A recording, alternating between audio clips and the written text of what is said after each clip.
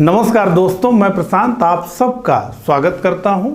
इस लेक्चर में हम डिस्कस करेंगे भारत के सबसे अधिक विनाशक युद्धों में से सर्वाधिक विनाशक साबित हुए तालीकोटा के युद्ध के बारे में, जिसे हम राक्षसी तांगड़ी के युद्ध के नाम से भी जानते हैं। विजयनगर साम्राज्य पर ऑलरेडी 3 लेक्चर अपलोड कर दिए गए हैं। मुझे उम्मीद है कि आपने उन्हें एक क्रम से देख लिया है, क्योंकि इस लेक्चर में हम ज़्यादा पीछे जाने वाले नहीं हैं। हमारा मुख्य फोकस जो होगा वो तालीकोटा के युद्ध को समझना होगा। विजयनगर साम्राज्य की इस युद्ध में हार क्यों हुई उसको समझना, और उसके अलावा सबसे महत्वपूर्ण कि तालीकोटा के युद्ध में विजयनगर साम्राज्य के हार के पश्चात उसका जो है क्या प्रभाव देखने को मिला, उसे हम इस लेक्चर में समझना चाहेंगे। तो चलिए शुरू करते हैं। तो सबसे पहले तो ये तालीकोटा के युद्ध का एक प्रतीकात्मक चित्र आपके सामने दिख रहा है, और यहां पर अगर आप देख पा रहे हो तो विजयनगर साम्राज्य के शीर्ष कमांडर, जो कि राजा तो नहीं थे लेकिन सारी शक्ति इन्हीं के हाथ में थी, राम राय, इनको जो है हुसैन निजाम शाह जो है तलवार से इनकी गर्दन काट रहा है। यहां पर आप देख सकते हैं, ठीक है। और हुसैन निजाम शाह गर्दन काट के उसने कहा कि मैंने अपना बदला पूरा कर लिया, अब खुदा मुझे जो भी सजा देना चाहे वो दे। तो अहमदनगर का हुसैन निजाम शाह यहां पर गला काटते हुए राम राय का ये एक प्रतीकात्मक चित्र है। अब जो है हम आगे बढ़ते हैं, थोड़ा ये समझने का हम प्रयास करते हैं कि विजयनगर साम्राज्य और बहमनी साम्राज्य के बीच ये जो युद्धों का सिलसिला प्रारंभ हुआ उसके बारे में। तो देखिए, लगभग एक ही समय में दक्षिण भारत में 2 बड़े एम्पायर उभर करके आए। एक तो 1336 में बना विजयनगर साम्राज्य, जिसकी की स्थापना 2 भाइयों ने की थी, हरिहर और बुक्का ने। और विजयनगर साम्राज्य के ठीक ऊपर एक मुस्लिम एम्पायर खड़ा हुआ, जिसको कि स्थापित किया हसन गंगू ने, और जिसे हम जानते हैं बहमनी साम्राज्य के नाम से। तो 1347 में बहमनी उभर करके आया। तो जैसा कि आप देख रहे हैं कि यहां से जो नीचे का क्षेत्र है, यह क्षेत्र जो है विजयनगर का, हालांकि विभिन्न समय पर यह जो है बदलता रहा है, और इसके ऊपर बहमनी का क्षेत्र। तो विजयनगर की स्थापना के समय 1347 में एक मुस्लिम स्टेट विजयनगर के एकदम सर के ऊपर आ गया, और उसका नाम था बहमनी। तो एक मुस्लिम एम्पायर और दूसरा हिंदू एम्पायर, ठीक है। तो ये विषय जो है यहां से, अब देखिए इन दोनों साम्राज्यों में जो युद्ध स्थल था हमेशा से वो रायचूर दोआब रहा। रायचूर दोआब कृष्णा और तुंगभद्रा नदियों के बीच का क्षेत्र है, जो कि आप यहां देख सकते हैं, ठीक है। ये रायचूर दोआब है, बस इतना ही। ये रायचूर दोआब है, ठीक है। ये इतना एरिया जो मैंने पेन से चलाई, ये रायचूर दोआब है। कृष्णा और तुंगभद्रा नदियों के बीच का जो दोआब है वो रायचूर दोआब है। और इसी रायचूर दोआब को लेकर के जब तक विजयनगर का अस्तित्व बना रहा, ये युद्ध जो है होता रहा। हालांकि तालीकोटा के बाद तो विजयनगर एकदम मृत प्राय हो गया और काफी स्टेट निकल गए उससे, ठीक है। तो यहां मुख्य विषय हमें यह समझना है कि रायचूर दोआब क्या मुख्य कारण था बहमनी और विजयनगर के बीच 2 शताब्दियों तक चलने वाले युद्ध का, या फिर यह केवल युद्धों की एक क्रीड़ा स्थली थी, मुख्य कारण नहीं था। तो इसका उत्तर यह है कि ये जो रायचूर दोआब था, ये जो है एक क्रीड़ा स्थल था जहां युद्ध होता था। ये जो है मुख्य कारण कभी नहीं रहा। तो क्या क्या कारण रहा? तो इसके जो है भौगोलिक कारण रहे। अगर आप ऊपर देखें बहमनी के तो 3 स्टेट दिखते थे, गुजरात, मालवा और उड़ीसा का जो क्षेत्र था गजपतियों का क्षेत्र। तो ऊपर स्थिति जो है अच्छी नहीं थी कि ये साम्राज्य विस्तार करें। कौन? बहमनी। और दूसरा कि अगर हम इस क्षेत्र को देखें, जो विजयनगर वाला क्षेत्र था, इसमें काफी प्रमुख बंदरगाह थे और कृष्णा नदी के नीचे वाला जो क्षेत्र था यह काफी उपजाऊ था। तो एक प्रकार से हम देखें तो आर्थिक और सामरिक रूप से भी ये क्षेत्र जो है महत्वपूर्ण था। और सबसे महत्वपूर्ण, हालांकि जो है इतिहासकार इस विषय को लेकर के जो है कई गुटों में बटे हुए हैं, लेकिन सबसे महत्वपूर्ण जो कारण रहा वो कारण रहा इसका एक हिंदू स्टेट होना। और ये बात जो है पच नहीं पा रही थी। बुरहान मासिर का लेखक अजी उल्लाह क्या लिखता है? तो अजी उल्लाह लिखता था है कि कुफ्र का दमन और काफिरों का विनाश, यही जो है एक अनंत समय तक चले विजयनगर बनाम बहमनी युद्ध का मुख्य कारण था कि ये जो है काफिरों का स्टेट, इसे समाप्त करना है। और जब बाद में तालीकोटा के युद्ध से पूर्व जब ये शक्तियां, हम अभी उसी पे आ रहे हैं, एकजुट हुई तो सबने यही कहा कि हमें क्या करना है, हमें काफिरों के विरुद्ध जिहाद करना है। तो ये एक जो है मुख्य कारण रहा, ये सांप्रदायिक कारण कि हिंदू स्टेट का विनाश करना है, काफिरों का, काफिर यानी गैर मुस्लिम, जो मुस्लिम नहीं वो काफिर है, तो काफिरों का जो है अंत करना है। ठीक है, तो ये हमने बात कर लिया इनके लोकेशन की। उसके बाद हमने ये बात कर ली कि जो है रायचूर दोआब के, और बड़े डिटेल में उन तीनों लेक्चर्स में जो जो महत्वपूर्ण युद्ध हुए उनकी हमने बात की। हालांकि वो जितने भी युद्ध हुए तालीकोटा से पूर्व, वो कुछ बहुत बड़ी चीजें निर्धारित नहीं कर पाए, लेकिन तालीकोटा ने इतना अधिक निर्धारित कर दिया कि जिसकी चर्चा जो है बड़े विस्तार से करने वाले हैं। तो इतनी बात हमने कर ली। अब वो मैप हमने पिछले लेक्चर में दिखाया था, तो एक बार जो है लिस्टिंग देख लीजिए विजयनगर साम्राज्य के शासकों की। यहां पर 4 वंशों ने शासन किया, संगम वंश, सालू वंश और तुलु वंश। तुलु वंश के महान शासक और विजयनगर के महानतम शासक जो है कृष्णदेव राय ये रहे। और इन्हीं तुलु वंश का जब शासन था विजयनगर साम्राज्य पे, तभी तालीकोटा का युद्ध हुआ। और राजा कौन था तालीकोटा के युद्ध के समय? तो सदाशिव राय थे। हालांकि शक्ति किसके पास थी, ताकत किसके पास थी, राजत्व किसके पास था? तो राम राय के पास था। ठीक है, और इसी तालीकोटा युद्ध के बाद जो है तिरुमल ने अरिवीडु वंश की नींव रखी। ठीक है, हालांकि ये अब कमजोर हो चुका है, पेनकोंडा इनकी पहली राजधानी बनी।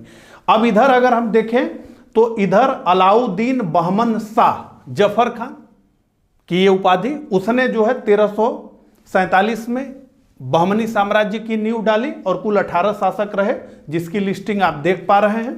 ठीक है, बाद में जाकर के हमने देखा कि बहमनी साम्राज्य जो है 5 अलग अलग टुकड़ों में टूट गया। एक तरफ बहमनी साम्राज्य 5 अलग अलग टुकड़ों में टूट रहा है और दूसरी तरफ विजयनगर में कृष्णदेव राय जैसा मजबूत शासक आ गया जो कि भारत का महानतम शासक था। तो विजयनगर की ताकत जो है एकदम अपने उफान पर है। और उसी समय बहमनी की स्थिति यह है कि बहमनी 5 टुकड़ों में टूट गया है। और कुल मिलाकर अगर बड़े स्टेट्स को हम देखें तो ये 1490 तक जो है बहमनी का काम खत्म। और हम जानते हैं कि कृष्णदेव राय का पीरियड है और इस तरीके से। तो कौन कौन से राज्य निकले बहमनी के टूटने के बाद? तो बीजापुर, अहमदनगर, बरार, गोलकुंडा और बीदर, ये 5 स्टेट निकले। तालीकोटा के युद्ध में कितने स्टेट लड़े एक साथ? तो बरार को छोड़ करके, क्योंकि बरार का झगड़ा गोलकुंडा के साथ था, इसको अगर छोड़ दें बरार को तो सब लड़े। बीजापुर लड़ा, अहमदनगर लड़ा, गोलकुंडा लड़ा और बीदर लड़ा। तो 4 जो है मुस्लिम स्टेट एक हो गए। इन 5 को क्या कहा जाता था? डेक्कन सल्तनत। ठीक है, डेक्कन सल्तनत। तो हम बार बार डेक्कन सल्तनत कहेंगे। ये 4 जो है लड़ेंगे युद्ध को। ठीक है, इनकी क्या लोकेशन मैप पे थी यहां पर आप देख सकते हैं। ठीक है, अब आगे बढ़िए। अब आ जाते हैं हम जो है बैटल ऑफ तालीकोटा पर। ठीक है, तो ये लोकेशन है, इसे टाइप करेंगे तो आप सीधे सीधे जो है पहुंच जाएंगे कहा जहां पर ये युद्ध हुआ था। तो डेक्कन सल्तनत का जो अलायंस था, जो गठबंधन था 4 लोगों का, वो जो है जीते। विजयनगर एम्पायर का डिक्लाइन हुआ। तो अब देखिए जो है कौन कौन किस तरफ से जो है लड़ रहा है। तो डेक्कन सल्तनत, अहमदनगर, बीजापुर, गोलकुंडा, बीदर हमने बात की, और इधर विजयनगर एम्पायर और नायक ऑफ तंजाउर। हालांकि ये नायक ऑफ तंजाउर तो जो है विजयनगर के ही थे।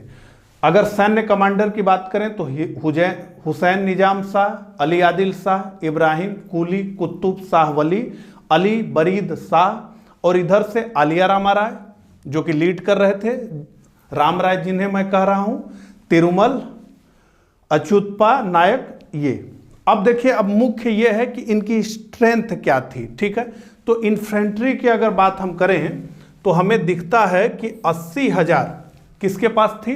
डेक्कन सल्तनत के पास पैदल सेनाएं 80,000 थी। हालांकि इसमें जो है ये एग्जैक्ट आंकड़ा नहीं होगा, लेकिन समझने के लिए हम समझ लें ये 19-20 होगा, 8-25 का अंतर नहीं होगा कि अगर यहाँ 80,000 बताया जा रहा है तो 8 लाख होगा। ठीक है, तो एक समझने के लिए हम ये समझ रहे हैं। तो इतना जो है पैदल सेना यानी इन्फेंट्री किसके पास थी? डेक्कन सल्तनत के पास, चारों को मिला करके। विजयनगर के पास क्या था? तो 1,40,000 फुट सोल्जर थे यानी पैदल सैनिक। उसके बाद 30,000 घुड़सवार सैनिक थे किसके पास? डेक्कन सल्तनत के पास। ठीक है, कैवलरी कितनी थी? 30,000 डेक्कन सल्तनत के पास। यहां कितना था? 10,000। ठीक है, तो ये समझ में आ गया। घुड़सवार सेना से ये पीछे हैं कौन? विजयनगर। और उसके बाद आर्टिलरी की अगर हम बात करें, ठीक है, आर्टिलरी की बात करें तो उसमें बहुत मजबूत ये डेक्कन सल्तनत थे, और खास करके बीजापुर का एक जो है बहुत बड़ा तोप था उस समय का, जो है काफी एडवांस। ठीक है, तो इसमें जो है ये थे। इस युद्ध में क्या हुआ? इस युद्ध में जो है 70 वर्षीय राम राय विजयनगर साम्राज्य का नेतृत्व कर रहे थे, और उनके साथ जो है सब कमांडर्स, ये 3 विजयनगर साम्राज्य की तरफ से जो है कर रहे थे। बताया यह जाता है कि सबसे पहले ये विजयनगर साम्राज्य की सेनाएं जो है युद्ध में अपनी बढ़त बनाना इन्होंने शुरू कर दिया, लेकिन फिर जाकर के ये बढ़त जो है बरकरार नहीं रह पाई। तो लोग तो सीधे सीधे ये कह देते हैं कि गिलानी बंधुओं ने धोखा कर दिया इसलिए नहीं हुआ, लेकिन सच्चाई थोड़ी सी इससे अलग है। सबसे पहले तो अगर इन कमांडर्स को हम देखें, डेक्कन सल्तनत के कमांडर्स को देखें, तो ये यंग थे। ठीक है, और एक यंग और एक वृद्ध में क्या अंतर होता है और युद्ध के मैदान में कितना अंतर हो सकता है, इसको आप समझ रहे होंगे। तो ये विषय था, ये लोग यंग थे। उसके अलावा जैसा कि मैंने आपको बताया कि घुड़सवार जो सेना थी ये इनके पास बड़ी अच्छी थी। ये विजयनगर के साथ नहीं हुआ, जबकि कृष्णदेव राय हमने देखा था कि उन्होंने जो है एक समझौता किया था पुर्तगालियों से कि घोड़ों की आपूर्ति केवल हमें ही, भारत में अच्छे घोड़े नहीं मिलते थे, मध्य एशिया से मंगाए जाते थे। ठीक है, तो घोड़ों की स्थिति जो है ठीक थी। उसके अलावा जो है 2-3 बातें और, जैसे कि जो विजयनगर के सैनिक थे वो बांस का बना हुआ युद्ध, अगर आपको याद हो तो मैंने बताया था कि एक मीटिंग की गई कि हम लोग क्यों हार जाते हैं, विजयनगर साम्राज्य में मीटिंग हुई, तो उसमें यह आया कि धनुधर सेना जो है हमारी कमजोर है और इसलिए मुसलमानों की भर्ती की गई, कि मुसलमानों की भर्ती की जाए। मैंने पिछले लेक्चर में आपको बताया था। तो इनके जो बाण होते थे, धनुष होते थे, वो बांस के बने होते थे। तो बांस के धनुष कितना दूर तक जो है मार सकते हैं और कितना टारगेटेड मार सकते हैं, इन लोगों ने जो है उसे मेटल का बना लिया था। तो एक मेटल और एक जो है वो, तो ये थे। उसके अलावा बताया जाता है कि जो भाला था वो 7 फीट 7.5 फीट का विजयनगर की तरफ से यूज हो रहा था। 15 फीट का भाला जो है वहां से यूज हो रहा था। उसके अलावा ये जो तोप खाना था वो इनके पास जो है बहुत मजबूत, मैं इमेज नहीं लगा पाया, नहीं तो उस तोप का मैं इमेज भी दिखाता जो बीजापुर के पास थे। ये सारे कारण रहे। उसके अलावा एक कारण ये रहा कि राम राय चूंकि शासक नहीं थे और इसलिए शासक जैसा बने रहने के लिए, अगर आप शासक नहीं हैं तो शासक जैसा बने रहने के लिए आपको जो है अपने इर्द गिर्द अपने लोग चाहिए, क्योंकि जनता का विश्वास आपको तुरंत थोड़े मिल जाता है, वो तो राजा के लिए है ना, राजा भले ही नाम मात्र का ही हो। तो इन्होंने जितने महत्वपूर्ण पद थे वो अपने सगे संबंधियों को बांटने शुरू कर दिए थे, जिससे प्रजा में भी इनके विरुद्ध असंतोष था।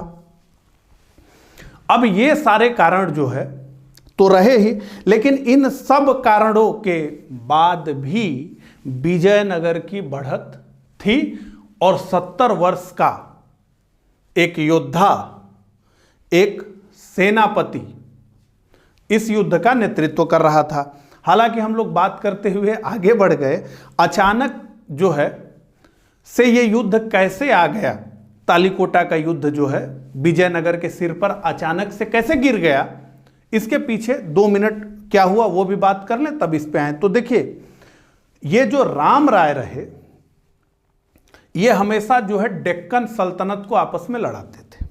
तो ये जो 5 थे इनको आपस में लड़ाते थे। जैसा कि मैंने आपको बताया कि गोलकुंडा से बरार का झगड़ा चल रहा था, तो वो इसमें शामिल नहीं हुआ। तो ये आपस में लड़ाते थे, कभी किसी स्टेट को अपने सैनिक सेवाएं देते थे और दूसरे स्टेट को हरा देते थे। तो ये इन मुस्लिम स्टेट्स को आपस में ही लड़ाते थे। कहा जाता है कि ये जो इनकी नीति रही ये विध्वंसक रही। इस नीति ने अंततः जो है इन डेक्कन सल्तनत को एक होने का मौका दे दिया। हालांकि कुछ लोग ये भी कहते हैं कि नहीं, विजयनगर की स्थिति बनाए रखने के लिए ये जरूरी था, इनकी नीति खराब नहीं थी, अब तालीकोटा आ गया।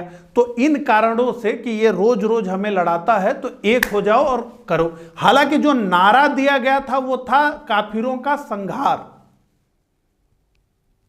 काफिरों का एकदम, काफिर और कुफ्र का दमन करना है, ये नारा दे करके ये सारे लोग इकट्ठे हुए थे। तो अब हम मुख्य विषय पर आ गए। तो ये सारी चीजें हुई। हालांकि विजयनगर की बढ़त थी, लेकिन ऐन मौके पर युद्ध के मैदान में विजयनगर साम्राज्य के 2 मुस्लिम सेनापति, जिन्हें गिलानी बंधु के नाम से जाना जाता है, ने पाला बदल लिया। और पाला कैसे बदला? तो पाला ऐसे बदला कि वो जो है मेन कमांड में थे राम राय के। अगर आप लोगों ने जो है अभी, हालांकि उस कहानी पर मैं नहीं जाऊंगा, लेकिन अगर अभी आपने पानीपत मूवी देखी होगी और पानीपत युद्ध के दौरान ही पेशवा की क्या स्थिति हुई वो अगर आपने देखी हो तो आपको ध्यान आ जाएगा कि मैं कहना क्या चाह रहा हूं।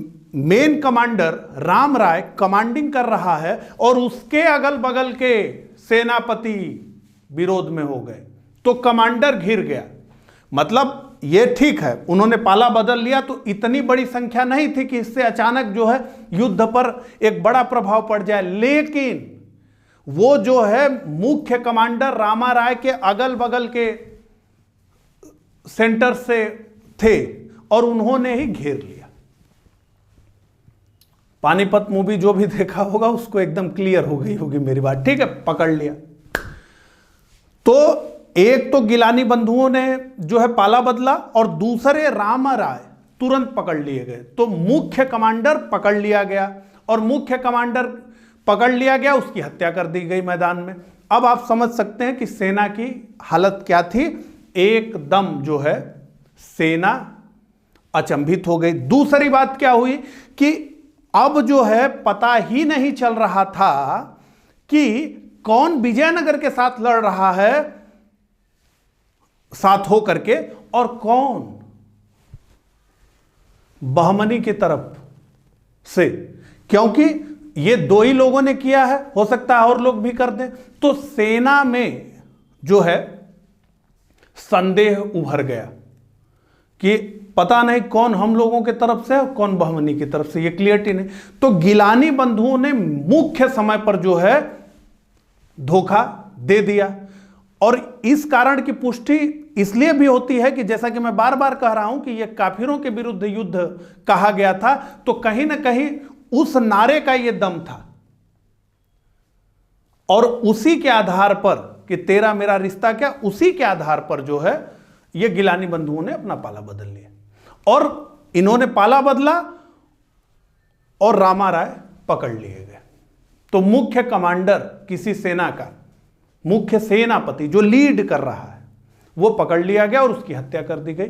तो सारा मामला तो समाप्त हो गया और जो है विजयनगर साम्राज्य ये युद्ध हार गया। और हार नहीं गया, स्थिति ये आ गई कि जैसे जो तिरुमल लीड कर रहे थे, ये लोग राजधानी में लौटने लगे, विजयनगर में लौटने लगे मैदान छोड़ करके, और यहां पर आना राजधानी में और सामान लेना और पेनकोंडा की तरफ चल देना। ये स्थिति हो गई कि शीर्ष लोग, जो शीर्ष नेतृत्व था, वो जो है भागने लगा। मतलब ये कि जब विजयनगर की राजधानी में डेक्कन सल्तनत की सेनाएं आई तो कोई भी उन्हें रोकने वाला नहीं बचा था। तो लड़ाई तो ये करीब 2 शताब्दियों तक हुई, विजयनगर और बहमनी, और उसके बाद बहमनी के टुकड़े होने के बाद बीजापुर वगैरह से। लेकिन कभी ऐसा नहीं हुआ कि कोई सेना किसी सेना के राजधानी में पहुंच जाए, तो कैपिटल में नहीं। और इसीलिए कहा जाता है कि जब यह बताया गया कि विजयनगर हार गया है और सेनाएं जो है डेक्कन सल्तनत की अब राजधानी की तरफ बढ़ रही हैं, तो भरोसा नहीं हुआ विजयनगर के लोगों को। कहा कि अरे ऐसा कैसे हो गया, 200 साल तक जो है हमने कभी ये सुना ही नहीं। एक लंबा समय होता है 200 साल, तो ऐसा सुना ही नहीं, तो किसी को विश्वास ही नहीं हुआ। लेकिन वही होना था, तो कोई भी कैपिटल में भी कोई सुरक्षा इंतजाम नहीं। ये सेनाएं घुसी और घुसने के बाद इन्होंने बुरी तरीके से विजयनगर को लूटा 6 महीने तक। और अभी भी हम्पी में जो है हस्तिनावती, जिसका प्राचीन नाम रहा, में जो है आप देखेंगे तो आपको ये समझ में आता है कि कितना भव्य ये जो है साम्राज्य रहा होगा। इसे खुले तौर पर जो है लूटा गया, तोड़ा गया,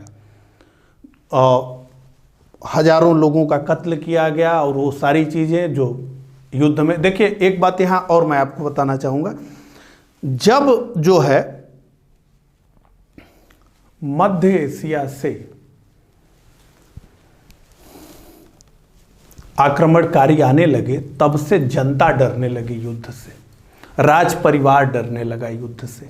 नहीं, पहले ये स्थिति नहीं थी। जब भारतीय राजा एक दूसरे से लड़ते थे तो आपने कभी नहीं सुना होगा कि जौहर हुआ, आपने कभी नहीं सुना होगा कि नहीं जो है आम नागरिकों को का कत्ल किया गया। तो ये नागरिकों का एजेंडा ही नहीं था। युद्ध हो रहा है, युद्ध का परिणाम निकलेगा। अगर कोई शासक है, भले ही उस शासक का गर्दन उतार ली जाए युद्ध में, लेकिन उसके परिवार का सम्मान किया जाएगा। लेकिन जब से ये आक्रमणकारी आने लगे भारत में, इन्होंने क्या किया, युद्ध के पूरे सेंटर को गांव का गांव जला दो, निर्दोषों का कत्ल कर दो, जबरिया उन्हें मुसलमान बना दो और राजा की पत्नी पर कब्जा करो। क्यों कब्जा करो? उसको जो है सेक्स स्लेव बना लूं। तो इस तरह के अब आम जनता डरने लगी थी युद्ध से।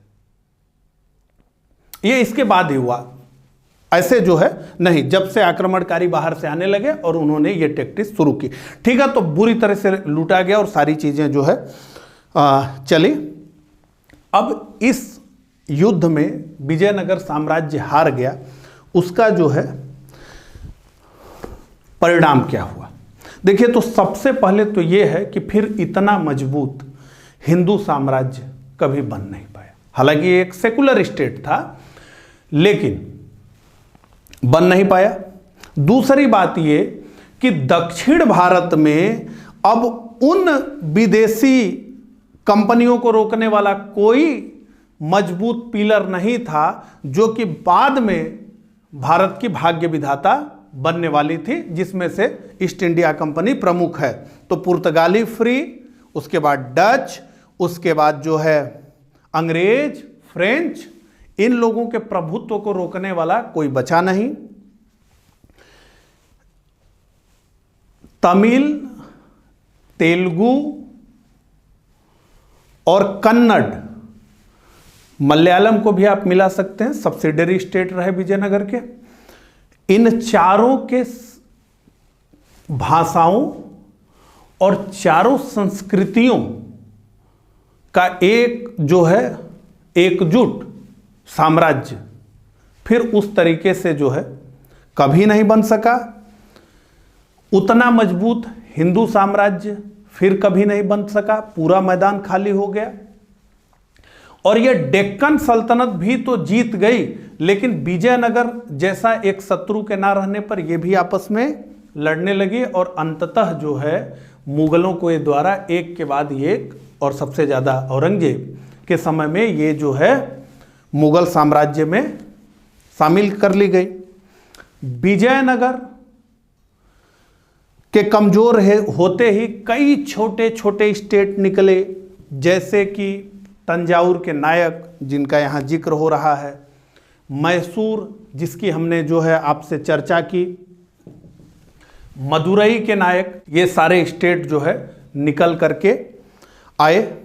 तो ये सारी चीज़ें जो है हमें परिणाम के रूप में दिखती है। सबसे प्रमुख ये है कि विजयनगर साम्राज्य का कोलैप्स होना कहीं न कहीं दक्षिण में